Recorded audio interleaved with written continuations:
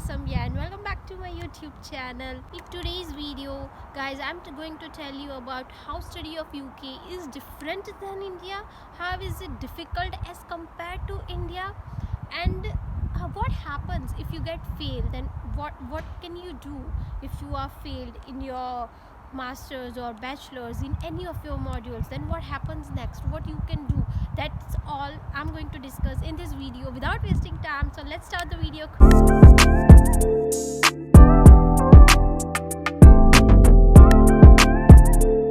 So guys, what happens in India? We used to have theoretical exams, practical exams, or sometimes assignments also in college or universities, and we used to get our next, and surprisingly we get good grades also. But this really don't works here in UK. यहाँ पे in UK we have to submit like assignments, coursework, blogs, articles, group assignments, then poster presentations, online exams, research project which is your dissertation or thesis. So there are so many things we need to submit over here on a particular deadline given by them. These were the thing which I have submitted because mine was science course. Your would be something different kind of assignments you would be having, but there used to be so many in each different modules. And what happens in each and every modules, you need to get 50 marks or more than 50 marks to get pass. तो guys अब ये जो topic होते हैं उनके जो assignments के वो लोग देते हैं वो ही इतने डिफ़िकल्ट और इतने ही ट्विस्टेड होते हैं कि आप उसके टॉपिक के बारे में सर्च करोगे तो आपको नहीं मिलेंगे answer. So first of all what we will do, we will simply Google it. तो गूगल पे इतना आंसर, who's that. तो गाइज जब आपको असाइनमेंट्स मिलेंगे यहाँ के तो वो इतने ही डिफ़िकल्ट और ट्विस्टेड उनके क्वेश्चंस होते हैं कि आपको उसके आंसर्स नहीं मिलेंगे. तो व्हाट यू विल डू, हमारा जो फर्स्ट हमारे दिमाग में आता है हम गूगल करेंगे तो हमें वो टॉपिक का कंप्लीट आंसर तो बिल्कुल नहीं मिलेगा, लेकिन हम थोड़ा रीड करेंगे गूगल पे उसके बारे में तो विल गेट लाइक उसके वो टॉपिक क्या है, वो क्वेश्चन क्या है, उसके रिलेटेड हम पढ़ेंगे तो 5% हमें थोड़ा समझ में आएगा. ओके, फिर देन विल गो अहेड, हम कोई रेफरेंस बुक उस पे रिफ़र करेंगे वो टॉपिक पे तो और थोड़ा 10% समझ में आएगा. कोई रिसर्च पेपर पढ़ेंगे तो और थोड़ा 10% समझ में आएगा. तो दिस इज़ हाउ कि वो टॉपिक पे हम सर्च कर रहे हैं और पढ़ रहे हैं तो क्या होगा कि हमारा नॉलेज बिल्डअप होगा और ऐसे करके हम खुद असाइनमेंट बनाने वाले हैं ऐसे रिसर्च कर करके. तो यही उनका मोटिव होता है कि हमारा नॉलेज बिल्डअप हो. जैसे डन विथ योर असाइनमेंट, आपने बना लिया अपना पूरा assignment. So you have to submit your assignment in the given particular link provided by your university. के आपके पोर्टल के पेज पे उसकी लिंक होगी जिसमें आपको आपका असाइनमेंट जो वर्ड फाइल में या एक्सेल में जैसे भी आपने बनाया वो आपको सबमिट करना रहता है. तो वो जो लिंक होती है वो लिंक क्या होती है, वो एक टर्निटिन सॉफ्टवेयर की लिंक होती है. ना what is this Turnitin software? This mind blowing multi talented smart people have made a software which is named Turnitin software to make students life difficult. अब ये सॉफ्टवेयर काम कैसे करता है, वो क्या करता है, हमने कहीं से भी कोई भी सोर्सेज से कुछ भी कंटेंट या डिस्क्रिप्शन हमने कॉपी किया हो तो वो कैच कर लेता है ये सॉफ्टवेयर. वो डायरेक्टली एक सेंटेंस, 2 सेंटेंस, जितनी भी लाइंस हमने कहीं से भी कॉपी की है वो हाईलाइट कर देता है. वो सॉफ्टवेयर कंप्यूटर है वो कैच ही कर लेगा. आपने कहीं से भी लिया एक सेंटेंस भी अगर आपने लिया है कहीं से तो वो हाईलाइट कर देगा और दिखाएगा कि ये कॉपी है. तो अब कॉपी है वो दिखाएगा, लेकिन किधर से कॉपी है, सोर्सेज क्या क्या हो सकते हैं जो वो हाईलाइट करके कुड बी द कंटेंट.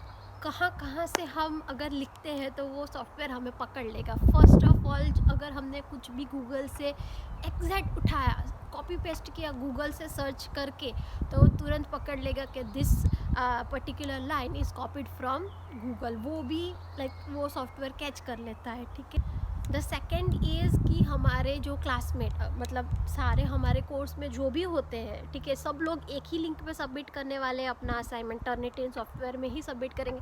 तो किसी भी 2 स्टूडेंट्स का अगर मैच हुआ, थोड़ा भी एक लाइन भी मैच हुई, अगर आपका 1000 वर्ड का असाइनमेंट है, if a single line also it matches with another student of your class, तो वो भी दिखाएगा कि this is copied from a student और क्लासमेट ऑफ दिस यूनिवर्सिटी, आपकी यूनिवर्सिटी का नाम वो भी हाईलाइट कर देगा। द थर्ड थिंग इज़, अगर आपका कोई एक्स क्लासमेट मतलब who have studied last year और 2 साल पहले 3 साल पहले जितने भी ईयर्स पहले आपकी यूनिवर्सिटी में स्टडी किया है और उससे भी आपका असाइनमेंट थोड़ा भी मैच हुआ तो वो भी दिखा देगा, वो भी कैच कर लेगा सॉफ्टवेयर, हाईलाइटिंग हो जाएगा डायरेक्टली कि ये line is copied, this line is copied, पूरा रेड रेड या येलो कलरिंग वो हाईलाइट वो कैच कर लेता है सॉफ्टवेयर। देन लेक्चर नोट्स क्या होते हैं कि जब वो ऑनलाइन हमारे लेक्चर्स लेते हैं तो वो ऑनलाइन लेक्चर्स पता है ना, पीपीटी में हमें वो लिखा हुआ रहता है जो भी डिस्क्रिप्शन जो भी टॉपिक पढ़ा रहे हैं, तो वो आफ्टर दैट लेक्चर होने के बाद they provide you the PPT, okay, that is lecture notes. Okay, if you copy something exactly from those lecture notes then also it will catch you। Next is any reference book. So this is the only particular source जहाँ से हम study करने वाले हैं, reference book, ठीक है, लेकिन हम एग्जैक्टली उसमें से नहीं ले सकते। रेफरेंस बुक भी ऑलरेडी टर्निटिन सॉफ्टवेयर में सबमिटेड होती है, तो do not copy from that also reference book. अगर कोई साइंस फील्ड का स्टूडेंट है और देख रहा है मेरा यूट्यूब वीडियो, तो हम लोग रिसर्च पेपर स्टडी करते हैं, ठीक है, तो रिसर्च पेपर्स भी ऑलरेडी सॉफ्टवेयर में सबमिटेड होते हैं, तो वो भी कैच कर लेगा अगर मैच हुआ तो। So guys what you can do, क्योंकि हम ये सारे सोर्सेज से ही हम लोग पढ़ के रिफ़र करके हमारा असाइनमेंट बनाएंगे, बट आप लोग एग्जैक्टली कॉपी पेस्ट नहीं कर सकते। What you can do is आप रीड कर सकते हो and then you can rephrase it मतलब कोई भी रिफ्रेजिंग टूल मत यूज़ करना, आप अपनी लैंग्वेज में, भले आपका इंग्लिश कैसा भी हो, ठीक है, लेकिन आप अपनी लैंग्वेज में वो रीड करो, वो लाइन अपनी लैंग्वेज में थोड़ा सेंटेंस या उसको पैराफ्रेज करके फिर असाइनमेंट बनाओ, तो अपनी लैंग्वेज में लिखो, ठीक है। थोड़ा सिंपल इंग्लिश होगा तो भी चलेगा, लेकिन रिफ्रेश करके या पैराफ्रेज करके आपको असाइनमेंट बनाना है। इंडिया में तो लाइक थोड़ा ऐसे कॉपी हम एग्ज़ाम हॉल में करते थे, तो ऐसे क्या टीचर आके ऐसे पकड़ लेते थे ना, लेकिन यहाँ पे टीचर्स नहीं कॉपी करते तो पकड़ते, कंप्यूटर ये जो टर्निटिन सॉफ्टवेयर है वो पकड़ लेता है। सो नाउ गाइज, ये जो मैंने बोला जैसे हाईलाइट हो जाता है हमारे पेपर्स में, ये सेंटेंस कॉपी हुए हैं ये सोर्सेज से, जैसे मैंने ये सारे सोर्सेज बताए ये सब में से, तो वो लोग ऐसा नहीं लिखेंगे कि कॉपी हुआ है, उसके लिए उन्होंने एक पर्टिकुलर वर्ड दिया है and the word is plagiarism. I am repeating guys, plagiarism, ठीक है। I was not aware about this word. अगर आपको भी नहीं पता प्लेजरिज्म के बारे में, so you and me we both are on the same stage. मुझे बिल्कुल नहीं पता था and because of this plagiarism मेरे फर्स्ट सेमेस्टर में आई लिटरली क्राइड, क्योंकि बिल्कुल नहीं पता था और समझाने वाला भी कोई नहीं था, ठीक है, लेकिन अब आपको पता है। तो प्लेजरिज्म तो ऐसा होता है कि ओवरऑल टोटल जितना भी आपका हाईलाइट हुआ है ना, तो उसका एक टोटल निकलता है और फिर लाइक वो बोलते हैं लाइक 25% और 30% जितना कॉपी हुआ है ये सोर्स से, तो 30% फॉर एग्जांपल, तो 30% इज़ योर प्लेजरिज्म, ओके।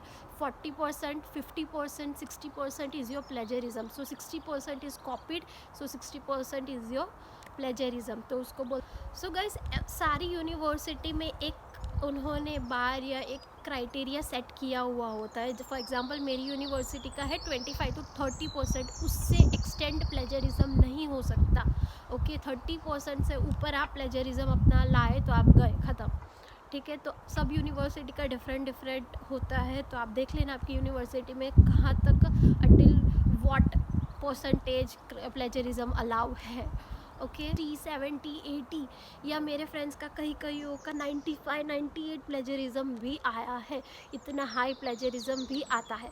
तो अभी हाई प्लेजरिज्म आया, फॉर एग्जांपल 70, 80 आपका प्लेजरिज्म है 90, तो क्या होता है, तो आपको आएगा मेल आपकी यूनिवर्सिटी से कि आपका प्लेजरिज्म बहुत ज़्यादा हाई है, तो आपको कमेटी का इंटरव्यू फेस करना पड़ता है। वो आपकी यूनिवर्सिटी के ही लाइक होते हैं जो कुछ मेंबर्स, तो वो लोग आपका इंटरव्यू लेंगे, उसमें आपका क्वेश्चनिंग होगा। Again I am saying this guys, plagiarism यहाँ पे क्राइम है, plagiarism is a crime in UK, ठीक है। तो इसको बिल्कुल भी लाइटली मत लेना प्लेजरिज्म को। अगर आपका हाई प्लेजरिज्म हुआ तो इस इंटरव्यू में वो लोग आपसे क्वेश्चनिंग करेंगे कि why did you get too much high plagiarism, from whom did you copy, from where did you copy, why did you copy. ये सब क्वेश्चनिंग्स आपसे करेंगे वो लोग इंटरव्यू में। और उनके पास इतना राइट होता है, ठीक है, कि अगर वो आपके आंसर्स से if they are not satisfied from your answers then they have the right to directly give you zero. वो लोग आपको डायरेक्टली फेल कर देंगे। वो असाइनमेंट में आपके कितने मार्क्स आए, आपने राइट लिखा रॉन्ग लिखा वो तो जाने ही दो, directly you will get zero if you get high plagiarism, okay. और सेकेंड थिंग कि अगर थोड़ा कम है लाइक 70-60 और वो लोग आपके आंसर्स आपने जैसे दिए, आपने कुछ क्लैरिफिकेशन दिया कि मैंने तो प्रॉपरली किया था, कुछ भी जो भी है, whatever answers, whatever explanation you owe them, आपने जो भी बोला उनको और वो थोड़ा सेटिस्फाइड हो गया आपके आंसर्स से, तो क्या होगा कि आपको वो 10 या 20 मार्क्स आपके कट कर देंगे। आपके जितने मार्क्स एक्चुअल मार्क्स आपके आए हैं असाइनमेंट चेक करने के बाद, उसमें से 10-20 मार्क्स वो लोग डिडक्ट कर देंगे और आपको जाने देंगे, ठीक है। तो ऐसा हो सकता है, एक तो पहले ही एग्ज़ाम में या असाइनमेंट में कम आए होते। For example if you got 60 marks okay assignment में and you got like 70-80 plagiarism, आपने इंटरव्यू फेस किया और वो लोग आपके आंसर से सेटिस्फाई हो गए और आपके 20 मार्क्स डिडक्ट कर दिए, 60 में से 20 डिडक्ट करके directly you came to 40 marks, तो सीधा ही फेल हो गए ना। तो प्लेजरिज्म बहुत अफेक्ट करता है यहाँ पे, okay. That's why guys I am explaining you about plagiarism. I don't think ऐसे कोई बताएगा, क्योंकि मैं लिटरली रोई थी, मुझे नहीं पता था प्लेजरिज्म क्या होता है। मैंने जहाँ स्टडी किया था ऐसा कुछ सुना भी नहीं था कभी, मैंने इधर आके मैंने सुना है और फेस भी किया है।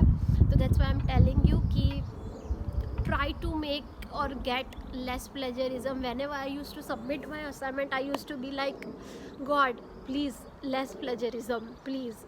Literally, I know this is silly, this looks silly, but मैं ऐसा सीरियसली करती थी क्योंकि मुझे बहुत डर लगता था प्लेजरिज्म से। And I think plagiarism is a monster for each and every student, okay. So now guys what happens if you get fail, okay. तो 1 ईयर का कोर्स होता है तो 2 सेमेस्टर होते हैं, ठीक है। फर्स्ट सेमेस्टर में अगर आप फेल हुए हो एक बार, ठीक है, तो आपको रीसीट देनी पड़ती है। रीसीट मतलब रीटेक, फिर से एग्ज़ाम देनी पड़ती है। आपने फिर से एग्ज़ाम दिया, पास हो गए, नहीं पास हुए फिर दूसरी बार एग्ज़ाम में तो आपको थोड़े पैसे भरने पड़ते हैं। आई डोंट नो आपकी यूनी में कितने हैं, मुझे ये कभी फेस करना पड़ा नहीं है तो मुझे पता नहीं है कितने होते हैं। यूजुअली सब पास हो ही जाते हैं, ओके। तो फर्स्ट सेमेस्टर में तो चलो ठीक है कि आपने एग्ज़ाम दी फिर से और पास हो गए, लेकिन अगर सेकंड सेमेस्टर में भी आप होते हो फेल, ठीक है, जो हमारा लास्ट सेमेस्टर होता है 1 ईयर के कोर्स वालों का, आप फेल होते हो। फॉर एग्ज़ाम्पल हम मेरा ही बताऊँ मैं आपको, मैंने जैन 2021 में स्टार्ट किया था, तो हमारे वीज़ा ख़त्म होते हैं मई 2021, मतलब नेक्स्ट मंथ, ठीक है। तो जो मेरे साथ के मेरे फ्रेंड्स हम लोग जो लास्ट सेमेस्टर में जो सेकंड सेमेस्टर में फ़ेल हुए हैं ना, तो उनका जो रीसेट उनकी है ना वो जून में है। हमारे वीज़ा ख़त्म हो रहे हैं मई में और एग्ज़ाम है हमारे उनकी जून में। तो ऐसा होता है यहाँ पे। तो फिर क्या होता है कि एक बार आप फेल हो गए, ठीक है, तो फिर यूनिवर्सिटी आपको वीज़ा एक्सटेंड करवाती है, बट उसके आपको 1000-2000 एक्स्ट्रा पैसे भर के 6-8 मंथ्स का कुछ आपको वीज़ा एक्सटेंड करवा देती है, ठीक है। तो थिंग ऐसा है कि अगर 1 ईयर का कोर्स है और अगर आप फेल हो रहे हो तो हमारा नेक्स्ट स्टेप क्या होता है, हम PSW के लिए अप्लाई करने वाले। फेल ही हो तो आप PSW के लिए अप्लाई नहीं कर सकते। अगर 2 इयर्स वाले कोर्स की बात कर दो जिसमें 1 ईयर स्टडी होता है and second year you have to do internship. If you got the job for internship for second year, but if you fail in your 1 year of study तो आपको जॉब नहीं कर सकते आप, ठीक है। तो आप जॉब भी नहीं कर सकते जब तक आप पास नहीं होते। So the very necessary thing is to get pass होना ही होगा आपको, वरना आप कोई भी नेक्स्ट स्टेप पे आप नहीं जा सकते। So that's it for today's video guys. Make sure you guys like, share, comment, subscribe, and we'll see you guys in the next video. Let me know what you think about it. Bye for today. Ta-da!